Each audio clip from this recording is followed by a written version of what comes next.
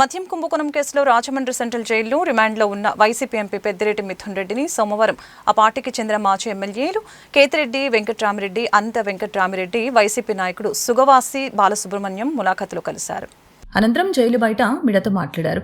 జైల్లో ఎంపీ మిథున్ రెడ్డి చాలా స్ట్రాంగ్ గా ఉన్నారని, గతంలో కూడా మిథున్ రెడ్డిని కేసులు పెట్టి ఇబ్బంది పెట్టారని చూశారు. ఇప్పుడు కూడా ఇదే పద్ధతిలో ఇబ్బంది పెట్టాలని చూస్తున్నారు. మిథున్ రెడ్డిని నిరాధారంగా జైల్లో పెట్టారని ఆరోపించారు. తొందరలోనే స్ట్రాంగ్ గా మిథున్ రెడ్డి జైలు నుంచి తిరిగి వస్తారని వ్యాఖ్యానించారు. రాజమండ్రిలో గోదావరి నది ఏ రకంగా ఉందో అమరావతి కూడా అదే పరిస్థితిలో ఉంది. అమరావతిలో పులస చేపలను 2-3 సంవత్సరాల్లో చూడబోతున్నారని పేర్కొన్నారు. రాష్ట్రంలో రాజకీయంగా విచిత్రమైన పరిస్థితులు నెలకొన్నాయని, రాజకీయ కక్ష సాధింపులతో కూటమి ప్రభుత్వం ముందుకు వెళ్తుందని, ఈ లిక్కర్ స్కామ్ చంద్రబాబు నాయుడు కట్టుకదా అని అన్నారు. వారి వెంట మాజీ ఎంపీ మార్గాని భరత్రాం తదితర నాయకులు పాల్గొన్నారు.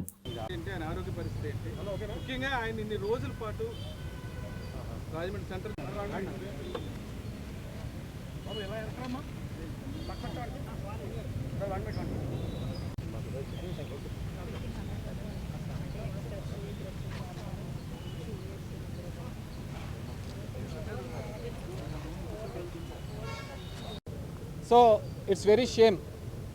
ఎక్కడో మోడీది జరుగుతుంటే 1000 కిలోమీటర్ల దూరంలో జరుగుతున్న దానికి తాడిపత్రిలో సెక్యూరిటీ ఇవ్వలేకపోవడం అనేది. సో వీటన్నింటినీ కోర్టు చేసి హైకోర్టుకు తెలియజేస్తే high court with date and time ఇచ్చింది.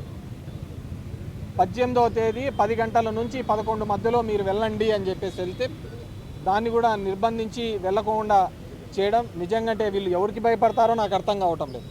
వీళ్ళు రేపొద్దున ఎన్ని ఏళ్ళ ఉద్యోగాల్లో ఈ విధంగా ఉంటారో నాకు తెలుసు. All young IPS officers.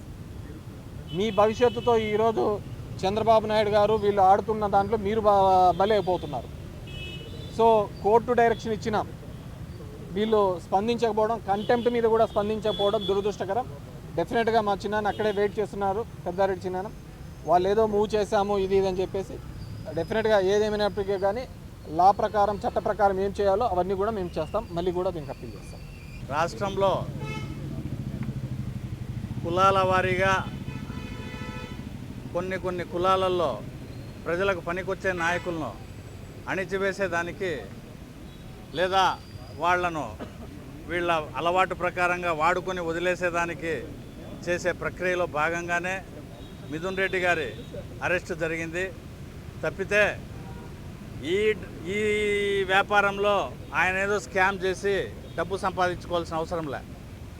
వాళ్ళు కొన్ని 10 సంవత్సరాల నుంచి కొన్ని వేల టిప్పర్లు పెట్టి ఎన్నో పెద్ద కాంట్రాక్టులు చేసి కాంట్రాక్టర్లుగా స్థిరపడిన కుటుంబంలో ఉండే వ్యక్తి ఒక 10 మందికి పనికొచ్చి వైఎస్ఆర్ కాంగ్రెస్ పార్టీ పార్లమెంట్ సభ్యునిగా 3 సార్లు గెలిచినాడు.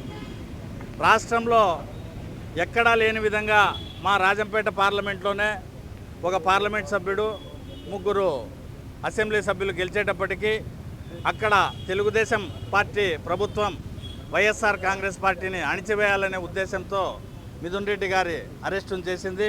ఈ రాష్ట్రంలో ఒక విచిత్రమైన పరిస్థితులు కూడా నెలకొన్నాయి. రాజకీయంగా కూడా కేవలం రాజకీయ కక్ష సాధింపులే ఈరోజు చేసే విధంగా కూడా ఈరోజు ప్రభుత్వం అనేది, కూటమి ప్రభుత్వం కూడా ముందుకు పోతూ ఉంది. మరీ ముఖ్యంగా ఈ లిక్కర్ స్కామ్ అనేది చంద్రబాబు నాయుడు గారు అల్లిన కట్టుకథ.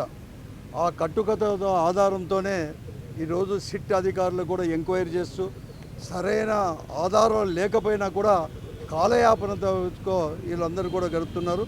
మరీ ముఖ్యంగా జగన్మోహన్ రెడ్డి గారికి ఎవరైతే సన్నిహితంగా ఉంటారో వారిని మాత్రం జైలు పాలు చేస్తే వైఎస్ఆర్ కాంగ్రెస్ పార్టీని మానసికంగా కూడా, అంటే కార్యకర్తలను కానీ నాయకులను కానీ మానసికంగా అధైర్యపరచవచ్చని, లేకపోతే జగన్మోహన్ రెడ్డి గారిని మానసికంగా వేధించవచ్చని చెప్పేసి, ఈ పార్టీని బలహీనపరచని చెప్పేసి భావించే ఈ అరెస్టులు, ఈ తప్పుడు కేసులు ఇవన్నీ కూడా పెడతా ఉన్నారు. కొంతమంది జైలు పాలు చేస్తున్నారు.